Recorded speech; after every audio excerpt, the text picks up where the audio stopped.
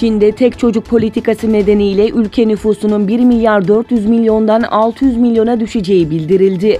Düşüşün siyasi ve ekonomik sorunlara neden olacağı kaydedildi.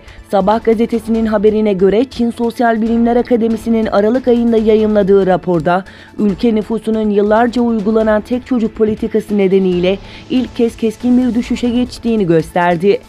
Düşüşün böyle devam etmesi halinde bu yüzyıl içinde nüfusun 1 milyar 400 milyondan 600 milyona kadar düşebileceği uyarısı yapıldı. Raporda ayrıca 800 milyonluk azalmanın potansiyel bir demografik kriz yanında ekonomik ve siyasi sorunlara da neden olabileceği kaydedildi. Doğu Türkistan'da öne çıkan isimleri sudan bahanelerle içeri atarak ve toplama kampına kapatarak sindirmeye çalışan Çin komünist yönetimi son zamanlarda ünlü isimlere saldırmaya devam ediyor. Turkistan Times'ın haberine göre Doğu Türkistan'da ağır siklet şampiyonu ünlü boksör Abdurreşit Han'ın da toplama kampına gönderildiği iddia ediliyor.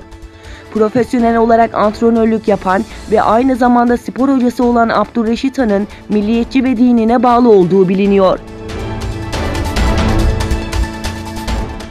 Hindistan Silahlı Kuvvetleri'nden yetkililer Pakistan'daki terör kamplarına hedef almaya devam edeceklerini bildirdi. Yeni Delhi'de ordu yetkilileri tarafından düzenlenen basın toplantısında General Surendra Singh Behal savaşlarının teröre karşı olduğunu belirterek Pakistan'daki terör örgütü hedeflerini yok etmeye hazır olduklarını söyledi. Diğer yandan Rusya ve ABD iki ülke arasında arabuluculuk yapmaya hazır olduklarını açıkladı. Pakistan Başbakanı İmran Han, Hindistan'da gerilimin azaltılmasında rol oynaması için Erdoğan'ı arayacağını açıkladı. ABD Başkanı Donald Trump, Suriye'de DAEŞ'in elinde bulunan toprakların %100'ünü geri aldık açıklamasında bulundu.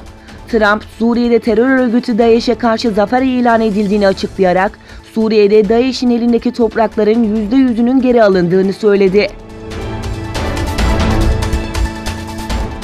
ABD'nin Venezuela'da uluslararası gözlemciler denetiminde seçim düzenlenmesi çağrısı yapan tasarısı, Birleşmiş Milletler Genel Kurulu'nda Rusya ve Çin tarafından veto edildi.